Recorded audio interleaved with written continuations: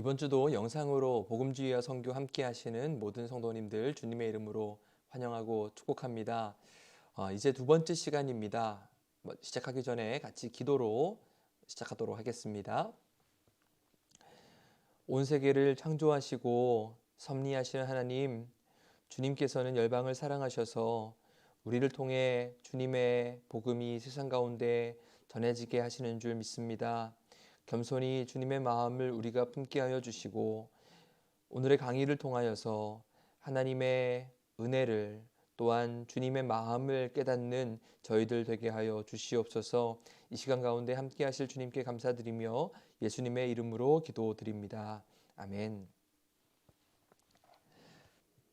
네, 이제 두 번째 시간입니다. 지난주에 세계 선교 대회 도표를 잠시 보여드렸었는데 19세기의 선교가 활발하게 이루어졌지만 제국주의적인 선교로 흘러갔던 점, 그리고 교파 간 또 선교단체 간 갈등이 있었던 것을 극복하기 위해서 에든버러에서 세계 선교사 대회가 열렸었다라고 했습니다.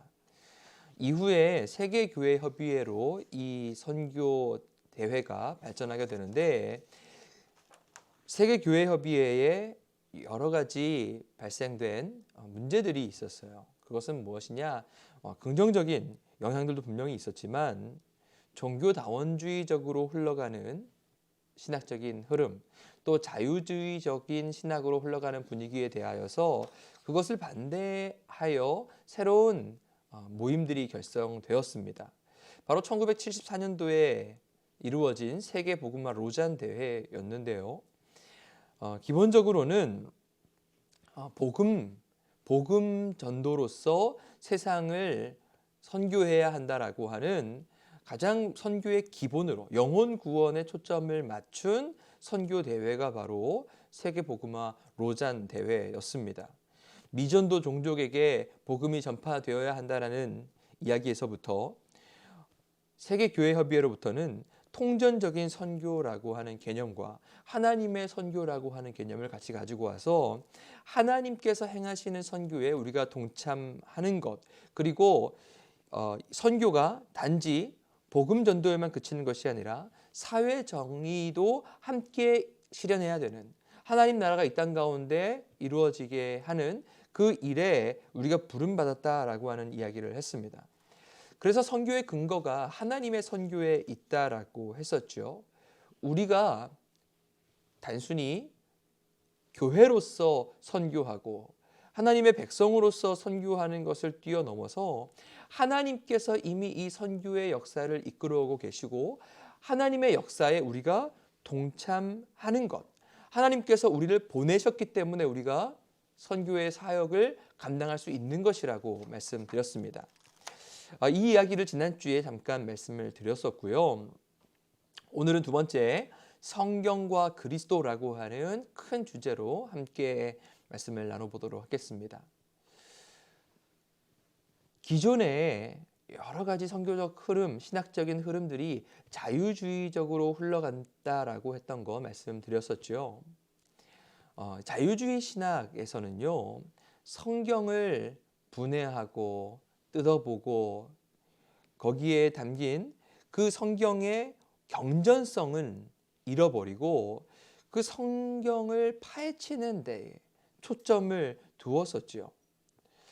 그렇지만 이 복음주의 운동은 기본적으로 보수적인 신앙 운동에서부터 시작되었다라고 했잖아요. 그렇기 때문에 이 복음주의 운동, 이 로잔 언약에서는 두 번째로 성경의 권위와 능력에 대해서 먼저 이야기를 함으로써, 초반부에 이야기를 함으로써 이 언약 문서의 시작을 열고 있죠. 로잔 언약 두 번째, 성경의 권위와 능력을 먼저 읽고 시작하도록 하겠습니다. 우리는 신구약 성경이 하나님의 영감으로 기록되었음을 믿으며 그 진실성과 권위를 믿는다. 성경 전체는 기록된 하나님의 유일한 말씀으로서 그 모든 가르치는 바에 전혀 착오가 없으며 신앙과 실천에 유일하고도 정확무오한 척도임을 믿는다. 우리는 또한 그의 구원 목적을 이루는 하나님의 말씀의 능력을 확신한다. 성경 말씀은 온 인류를 위한 것이다. 그리스도와 성경에 나타난 하나님의 계시는 불변하기 때문이다.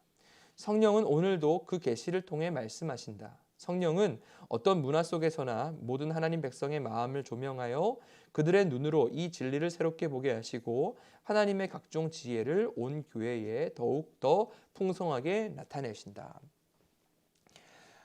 복음주의 이 언약, 이 로잔 언약의 가장 먼저 되는 중요한 교리 중에 하나는 성경이 어떠한 책인가, 성경이 곧 하나님의 말씀이라고 하는 것입니다. 디모데후서 3장 말씀 보면 성경은 능히 너로 하여금 그리스도 예수 안에 있는 믿음으로 말미암아 구원에 이르는 지혜가 있는 책이라고 했습니다. 성경을 통해서 구원에 이르는 지혜를 우리가 얻을 수 있는 것이죠. 모든 성경은 하나님의 감동으로 된 것이다. 교훈과 책망과 바르게 함과 의로 교육하기에 유익하다라고 했고요. 하나님의 사람이 온전하게 되는 데에 또 모든 선한 일을 행하는 데에 능력을 주는 책이 바로 성경이다라고 했습니다. 바로 이러한 디모데후서 3장에 나와 있는 말씀을 언약문서 조항에 내용을 담아 둔 것이죠. 로잔 언약은 성경이 하나님의 영감으로 기록되었다라고 말하면서 따라서 성경이 주장하는 바에는 전혀 그릇됨이 없다. 성서 무오에 대해서 이야기를 하는 것이죠. 무오란 점이 없다, 흠이 없다라는 뜻입니다. 오류가 없는 책이라는 것이죠. 성경은 진실한 책이며 권위가 있고 능력 있는 책이다. 그릇된 선교 개념은 성경 전체를 하나님의 말씀으로 인정하지 않는 데서부터 나온다라는 것을 인지하고 이 복음주의 신학과 복음주의 선교 운동에서는 이 성경관을 어떻게 두느냐를 굉장히 중요하게 생각한 거예요. 19세기 자유주의가요, 성서 비평이라고 하는 강력한 무기와 더불어서 이 자유주의가 시작됐습니다. 따라서 이런 지성을 무기로 한 자유주의에 맞서기 위해서 복음주의 역시도 지성을 동원하여서 자유주의의 공격을 방어하는 학문 체계를 만들어야 됐던 것이죠. 자유주의 역시도 의의가 있습니다. 긍정적인 역할이 있었어요. 신앙의 근본을 뒤흔드는 세속주의와 또 무신론의 공격 속에서 교회가 자기 변론을 해야 하는 입장에서 자유주의 신학이 아주 탁월하게 그 일을 감당했다라고 하는 것이죠. 그렇지만 자유주의 신학이 점점 더 강화될수록 사람들이 신앙을 잃어버리는 거예요. 성경의 본질적인 부분들이 다 해체되는 거예요. 그래서 20세기 초에 자유주의를 거부한 근본주의적인 신앙 체계들이 나왔습니다. 이것은 축자영감이라고 하지요. 성경을 있는 그대로, 문자 그대로 보아야 된다. 어떤 학문적인 노력이나 연구 없이 그저 성경을 그냥 있는 그대로라는 주장으로 근본주의자들이 이야기했다면 1940년대 이후부터 등장하는 신복음주의 성서학자들은 반지성주의의 한계를 넘어서서 지성을 통하여서 성경을 복음의 말씀으로 보는 그런 운동으로 전개되었다라고 하는 것입니다. 로잔 언약 다음에 나온 1989년도에 나온 이 마닐라 선언을 보면요, 여기서도 성경에 대해서 똑같이 이야기하는데 하나님이 신약 성경과 구약 성경에서 우리에게 하나님의 성품과 뜻 그리고 그분의 구속 행위와 그 의미를 권위 있게 드러내실 뿐 아니라 선교를 명하고 계신 것을 단언한다. 이것은 단지 신약과 구약 성경이 하나님을 계시하고 드러내는 책이라는 것을 넘어서서 성경이 우리에게 사명을 준다. 선교적 사명을 부여하는 책이라는 것을 이야기하고 있는 것이죠. 케이프타운 선언에서도 우리는 우리의 믿음과 행위를 주관하는 궁극적이고 유일한 권위로 성경을 따른다. 우리의 믿음에 대해 또 행위에 대해서 성경이 유일한 권위의 책이라고 하는 거예요. 우리는 성경이 구원의 목적을 성취하기 위한 하나님의 능력임을 엄중히 선언한다. 성경이 왜 무오한 책이냐? 성경이 왜 권위가 있느냐? 그것은 다른 데서가 아니라 우리를 향한 하나님의 구원에 있어서 절대적인 권위가 성경에 있다라고 하는 것입니다. 성경을 토대로 그것을 과학적인 해석을 하려고 하는 것, 그분들 역시도 성경을 사랑하는 마음으로 그런 일들을 하는 것이겠지만 성경은 하나님께서 과학 텍스트로 주신 것은 아니세요. 성경은 우리에게 하나님께서 구원을 위해, 우리의 영혼의 구원을 위해 주신 책이기 때문에 구원의 문제에 있어서 이 성경을 절대적인 권위의 책으로 받아들여야 된다라고 하는 것이죠. 성경에는 창조와 타락과 또 역사적 구속, 그리고 새 창조에 관한 이야기가 담겨 있습니다. 우리의 역사관, 하나님께서 세상을 창조하셨지만 인간이 하나님을 떠나 범죄하였고 하나님께서는 그런 우리를 포기하지 않으시고 독생자를 보내주시기까지 우리를 위해 구원의 일을 행하셨지요. 그리고 예수님께서는 이 땅에 오셨다가 죽으시고 부활하신 후에 성령을 우리에게 보내주시고 다시 오시겠다라고 말씀하셨습니다. 우리는 바로 구원과 재림의 시간 사이를 살아가고 있는 사람들이에요. 이미 구원받았지만 아직 구원의 완성에 이르지 못한 이미와 아직 사이를 살아가고 있는 사람들입니다. 우리는 성경을 통해서 우리의 역사관, 역사 인식을 가질 수가 있는 것이죠. 결국 성경이 말하는 역사관, 성경이 말하는 복음의 핵심은 하나님께서 우리의 구원을 위해 지금도 일하고 계시다라고 하는 이야기입니다. 11페이지에 C 보시면 이것은 케이프타운 서약에 있는 내용인데요.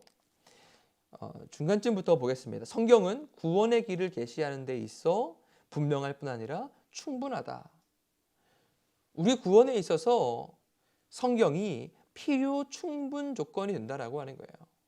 성경 외에서 다른 구원을 찾을 수가 없습니다. 세상은 절대적인 진리와 권위를 부정하지만 그래서 상대주의가 지금 온 세상을 덮고 있지만 우리가 진심으로 성경을 사랑한다고 한다면 성경의 진리를 수호하는 데에 우리의 마음을 써야 된다라고 하는 것입니다. 세상은 성경도 이슬람의 꾸란도 불교의 경전도 다 종교 다 비슷한 책들 아니냐? 아니지요. 하나님의 말씀으로 계시된 성경, 우린 그 성경을 우리의 구원에 있어서 유일한 하나님의 말씀으로 받아들여야 된다라고 하는 것입니다. 복음주의 설교가였던 마틴 로이드 존스 목사님이 이런 이야기를 합니다. 성경은 우리의 최고의 권위일 뿐 아니라 유일한 권위이다. 이것은 가톨릭이 교회의 전통, 전승이 성경과 동일한 권위를 지닌다라고 하는 가르침, 이것을 배척하는 것이죠. 교황의 성경 해석, 이건 역시도 성경과 동등한 권위 아니라는 것입니다. 영감을 받았다라고 하는 것은 성령의 통제를 받았다. 성령님의 감동으로, 성령님의 인도하심으로 기록되었다는 의미고요. 성경에는 초자연적인 요소가 담겨 있고 또 성경에 기록된 기적들의 문자적 진실성과 역사성을 믿어야 된다. 하나님께서 초자연적인 역사로서 성경에서 일하셨다라는 것을 우리는 인정해야 된다라고 하는 이야기죠. 복음주의 선교운동은 성경에 근거한 선교를 추구합니다. 성경에는 그렇다면 무슨 이야기가 나오죠? 우리의 구원이 예수님께 있다. 구원의 복음을 영접하고 받아들여야 구원을 받는다라고 이야기하지 않습니까? 그래서 시작에 있어서 복음주의적인 신앙에 있어서 성경의 권위는 너무나도 중요한 거예요. 아까 마닐라 선언에서 성경이 우리에게 선교를 명한다라고 했는데 아서글라서라든지 크리스토퍼 라이트라는 분은 성경 전체를 통해서 하나님께서 자신이 선교하시는 하나님이심을 드러내 보셨다라고 이야기합니다. 하나님께서는 선교하시는 하나님이시고 우리를 보내시는 하나님이세요. 지금도 하나님께서는 우리를 구원하기 원하십니다. 성경의 권위를 의심할 때 전도는 그 힘을 읽게 됩니다. 따라서 우리 또 역시도 성경의 유일성, 성경의 권위, 이것을 분명히 믿음으로 하나님께서 주신 이 말씀을 귀하게 여겨야 할 것입니다. 네, 이제 세 번째 조항을 살펴보도록 하겠습니다. 12페이지지요. 그리스도의 유일성과 보편성입니다. 아까 성경의 유일성, 성경의 권위가 인정되면 자연스럽게 이어서 예수 그리스도의 유일성과 보편성으로도 이어진다라고 말씀드렸습니다. 성경은 오직 예수님만이 길이요 진리요 생명이라고 말하고 있습니다.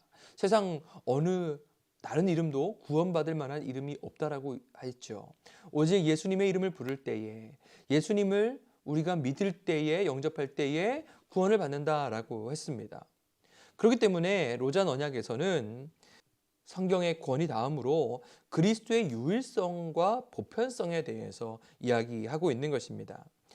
좀 긴 부분이지만 그래도 로잔 언약 세 번째를 쭉 읽어보도록 하겠습니다. 우리는 전도의 방법은 다양하지만 구세주는 오직 한 분이요 복음도 오직 하나임을 확신한다. 우리는 자연에 나타난 하나님의 일반 계시를 통해 모든 사람이 하나님에 관한 어느 정도의 지식이 있음은 인정한다. 그러나 우리는 사람이 이것으로 구원받을 수 있다는 주장은 부인한다. 이는 사람이 자신의 불의로서 진리를 억압하고 있기 때문이다. 우리는 또한 모든 종류의 혼합주의를 거부하며 그리스도께서 어떤 종교나 어떤 이데올로기를 통해서도 동일하게 말씀하신다는 식의 대화는 그리스도와 복음을 손상시키므로 거부한다. 유일한 신인이신 사람이자 완전한 하나님이신 예수 그리스도는 죄인을 위한 유일한 대속물로 자신을 주셨고 하나님과 사람 사이의 유일한 중보자이시다. 예수님 외에 우리가 구원받을 다른 이름은 없다. 모든 사람은 죄로 인해 멸망할 수밖에 없다. 그러나 하나님은 모든 사람을 사랑하시기 때문에 한 사람도 멸망하지 않고 모두가 회개할 것을 원하신다. 그럼에도 불구하고 그리스도를 거절하는 자는 구원의 기쁨을 거부하며 스스로를 정죄함으로써 하나님으로부터 영원히 분리된다. 예수님을 세상의 구주로 전파하는 것은 모든 사람이 자동적으로 혹은 궁극적으로 구원받게 된다는 말이 아니며 또 모든 종교가 그리스도 안에 있는 구원을 제공한다고 보장한 것은 더욱 아니다. 예수님을 세상의 구주로 전하는 것은 오히려 죄인들이 사는 세상을 향해 하나님의 사랑을 선포하는 것이며 마음을 다한 회개와 신앙의 인격적인 결단으로 예수님을 구세주와 주로 영접하도록 모든 사람을 초청하는 것이다. 예수 그리스도는 모든 이름 위에 높임을 받으셨다. 우리는 모든 사람이 그 앞에 무릎을 꿇고 모든 입이 그를 주로 고백하는 날이 오기를 고대한다. 여러분, 예수님이 우리의 유일한 구원자이심을 믿으십니까? 로잔 언약은 세계 교회 협의회가 점차적으로 종교 다원주의적인 위험성, 신학적 경향을 내포한다라는 것을 경계하면서 예수님만이 유일한 구원자이심을 이야기하고 있는 거예요. 하나님의 일반 계시, 자연을 통해서 사람들이 하나님을 알아갈 수 있도록 하나님께서는 세상 만물에 하나님의 속성을 남겨두셨지요. 그렇지만 그것만으로서는 구원에 이를 수 없다라고. 다른 종교들이 세상의 그런 하나님 만드신 세상과 문화 속에서 만들어진 것은 사실이지만 종교다원주의적인 대화로서 그들을 구원할 수 없으며 그들의 종교를 인정하고 이해한다고 그들이 구원의 영역으로 들어올 수 있는 것이 아니라는 것. 오히려 그러한 대화가 그리스도와 복음을 손상시킬 수 있다라는 것을 이야기하고 있는 것이죠. 제가 13페이지에 그리스도의 유일성에 관한 마닐라 선언 제3조의 내용을 아주 긴 텍스트로 다루었는데 이것을 조금 읽어가면서 설명을 드리도록 하겠습니다. 세상은 점차 다원화되고 있어요. 모두가 절대적인 어떤 가치들이 사라지고 있지요. 이런 세상 가운데 우리는 예수님만이 유일한 구원이라고 선포하도록 부름받은 자들입니다. 세상에 많은 신들, 많은 종교들이 있지요. 지금뿐만 아니라 고대 예수님이 살아계시던 1세기에도 많은 신과 많은 주가 있었습니다. 그렇지만 사도들은 예수님은 유일하신 하나님의 아들이시고 예수님을 통하여서만 우리가 구원을 받을 수 있다는 것을 주장했어요. 그러니까 우리도 그렇게 해야 한다라고 하는 것이죠. 우리는 모두가 다 하나님의 형상대로 창조된 하나님의 피조물입니다. 그렇기 때문에 우리 인간이 자연 속에서, 세계의 문화 속에서 창조주의 흔적을 찾아가려고 하는 시도들, 그러니까 종교가 나온 것이죠. 이 세상이 우연이 아니라 뭔가 절대적인 실체를 통해서 형성되었다라는 것을 사람들도 알고 나름대로 그들의 종교들을 만들어 냈습니다. 그러나 이것이 복음일 수는 없는 거예요. 왜냐하면 복음은 사람이 만들어낸 이야기가 아니라 하나님의 계시를 통해서, 하나님께서 우리에게 주시는 계시의 말씀을 통해서 하나님을 알아갈 수 있는 것이기 때문에 그렇습니다. 우리 인간은 하나님의 형상으로 창조되었지만 죄로 인하여서 왜곡이 되었고, 아무리 우리 인간이 우리의 노력으로 하나님을 알아가려고 해도, 우리의 힘으로 구원에 이르려고 하더라도 그것이 불가능하다라는 것을 우리는 모두가 다 믿고 그렇게 고백합니다. 그러므로 우리는 예수님 외에는, 그리스도 밖에서는 믿음을 가질 수도 없고 또 구원을 받을 수도 없다라는 것을 말해야 된다라고 하는 것이죠. 마닐라 선언에서는 바로 이 유대인의 관계에 관련된 메시지를 또 담고 있는데, 종종 유대인들은 하나님이 아브라함과 언약을 맺었기 때문에 예수님을 그들의 메시아로 인정하지 않더라도 그들에게 주신 율법을 통해서도 구원을 받을 수 있다라는 견해들이 있다라고 하는 거예요. 그렇지만 우리는 사도 바울이 이야기한 것처럼 복음은 먼저는 유대인에게, 나중에는 또 이방인에게. 이 말은 무엇이냐? 유대인들 역시도 예수님을 통해서, 예수님을 믿을 때에 구원을 받는다라고 하는 거예요. 유대인들을 너무나도 옹호해서 그들이 하나님과 언약 관계에 있기 때문에 예수님 없이도 구원을 받을 수 있다, 이런 견해들에 대해서는 경계해야 한다라고 하는 것입니다. 모든 사람들, 모든 민족이 오직 예수님을 통해서만 구원받을 수 있다라고 하는 것이죠. 우리는 예수님께서, 예수 그리스도께서 영원한 하나님의 아들이심을 고백합니다. 예수님은 온전한 신성을 소유하시면서도 온전하신 인간으로 오셨어요. 아까 신인이라는 표현이 바로 그 이야기를 담고 있는 것입니다. 100% 하나님, 100% 인간이었어요. 예수님께서는 십자가 위에서 우리를 대신해 죽으시고 또 부활하셨지요. 그리고 그 십자가에서 우리의 생명과 예수님의 생명이 교체되었는데, 이것은 또한 우리가 가지고 있는 불의와 죄악을 예수님께서 가져가시고 예수님의 의, 예수님의 생명을 우리 가운데 덧입혀 주신 거예요.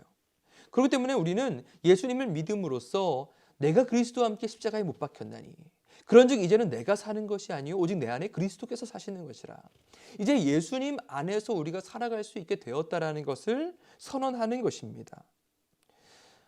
우리는 변화되어서 이제 하나님 나라로 가기까지 예수님을 닮아가는 성화의 과정 가운데 우리는 살아가고 있습니다. 예수님께서는 이 땅을 심판하시기 위해서 다시 오실 것입니다. 예수님만이 유일하신 하나님의 아들이시고 구원자이시고 심판자이십니다. 그렇기 때문에 예수님은 하나님이시고 우리의 경배와 찬양을 받으시기에 합당하신 분이세요. 오직 하나님만 예배하라, 하나님만 섬기라 라고 했죠. 그러나 예수님께서도 하나님이시기에 하나님은 우리의 경배를 받으실, 예수님은 우리의 신앙과 순종의 대상이 되시는 분이시라는 것이죠. 죽음과 부활로 인해서 구원의 길이 되신 분은 오직 그리스도 예수님 한 분뿐이시기에 하나님께로 나아가는 길은 예수님밖에 없다라고 하는 것을 이야기하고 있어요.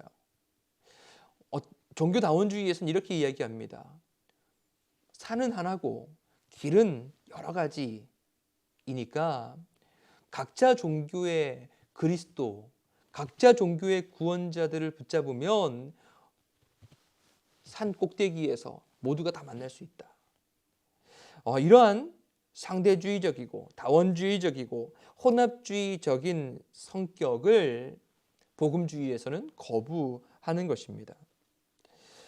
물론 다른 종교를 가진 사람들에 대하여서 어떤 우월한 태도, 무례한 태도, 또 공격적이고 대적하는 태도는 굉장히 위험합니다.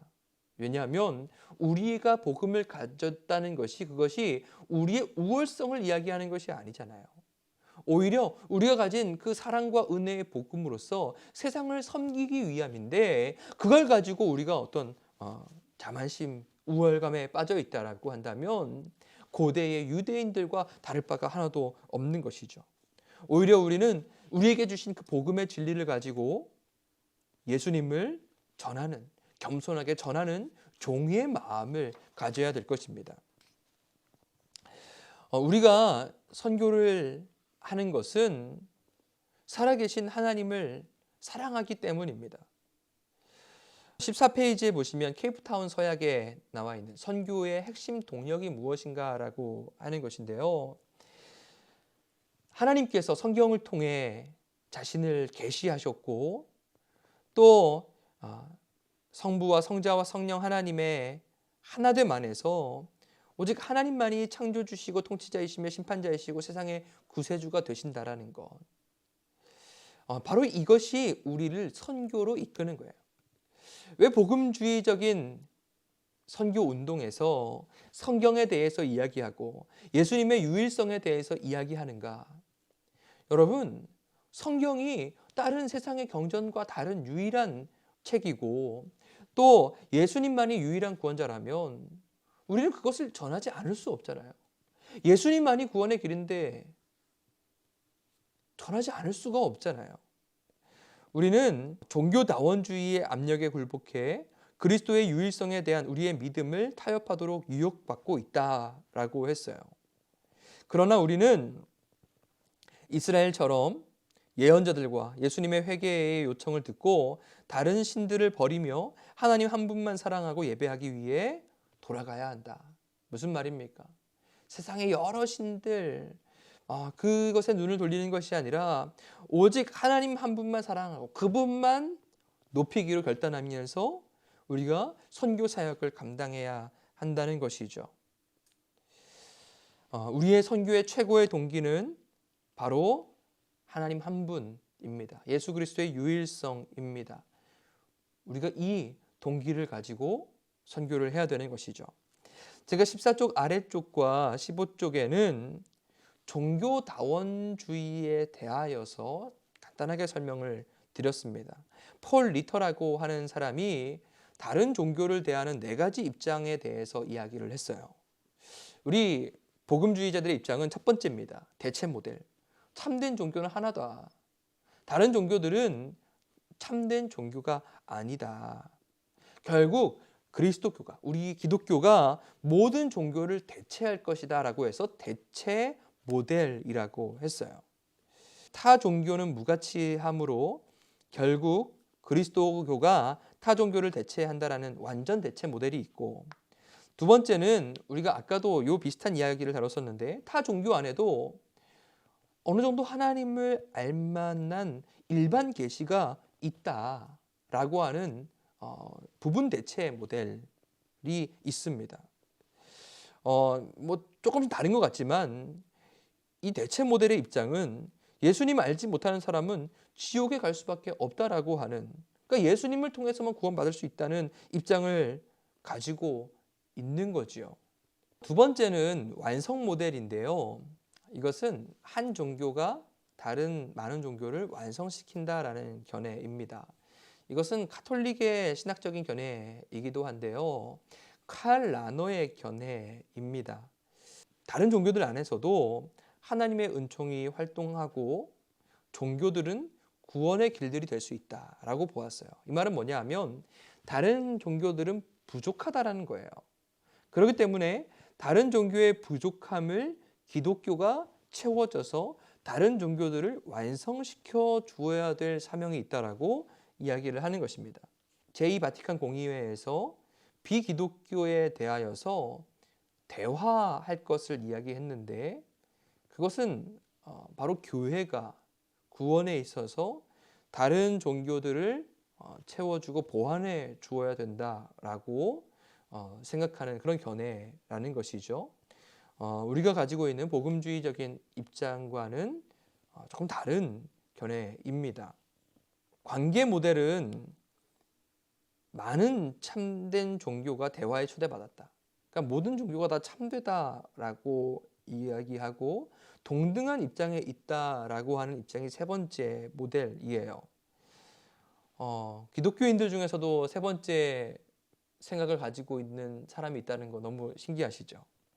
모든 종교의 배우는 아까 산 이야기했던 것처럼 하나의 신적인 실제가 있다라고 이야기하는 것인데 레이몬드 파니카라고 하는 사람은 그리스도인들에게만 예수님이 그리스도이지 타 종교에게는 그리스도가 아니라 이렇게 이야기를 합니다. 바로 이러한 모델들에 대하여서 복음주의에서는 거부하고 있는 거예요. 유일한 참된 종교가 기독교, 오직 구원의 길은 예수님이라는 것이죠. 네 번째 수용 모델은 종교들 간에 굳이 대화도 필요 없다. 그냥 가만히 내비둬라. 공통 분모 찾지 않아도 된다. 그냥 다원성을 다 인정해 주라라고 하는 것인데 이런 수용 모델과 관계 모델은 사실상 기독교라고 전혀 말할 수가 없지요. 우리는 예수님만이 유일한 구원자이시며 예수님의 유일성을 성경이 말하고 있다라는 것을 인정하고 하나님의 선교에 부름받은 자들로서 분명한 믿음을 가지고 우리 세상에 또 다른 종교에게도 또 우리 주변 사람들에게도 복음을 전하는 선교사적인 사명을 가진 저희들이 되어야 할 것입니다. 네, 오늘은 성경의 권위에 대해서 그리스도의 유일성에 관해서 다루었는데요. 오늘 다룬 로잔 언약의 두 번째, 세 번째 조항들을 다시 한번 읽어보시기 바랍니다. 이것이 바로 우리가 가져야 되는 성경에 대한 예수님에 대한 신앙 고백입니다. 이 고백을 우리 가운데 되새기게 될 때 아까도 이야기했던 것처럼 하나님에 대한 사랑이 더하여질 것이고 또 선교에 대한 열정도 더하여질 것이라고 생각합니다. 질문은 언제든 카톡이나 개인적인 연락 주시면 제가 답변을 드리겠고요. 프린트 혹시나 또 더 신청하시고 싶으신 분들은 이야기해 주시면 교재 더 만들어 드리도록 하겠습니다. 기도하고 마치겠습니다. 우리에게 독생자를 보내주신 아버지 하나님, 오늘 함께 이 강의 시간을 통하여서 성경의 유일성과 또 예수님의 유일성을 우리가 보게 하시니 감사합니다. 우리를 구원하시기 위해서 특별 계시로서 성경과 그리스도를 우리에게 주셨고 우리가 이를 통해 하나님을 만나고 또한 교제할 수 있게 하시니 감사합니다. 이제 우리에게 주신 이 특별 계시의 귀한 선물을 간직하고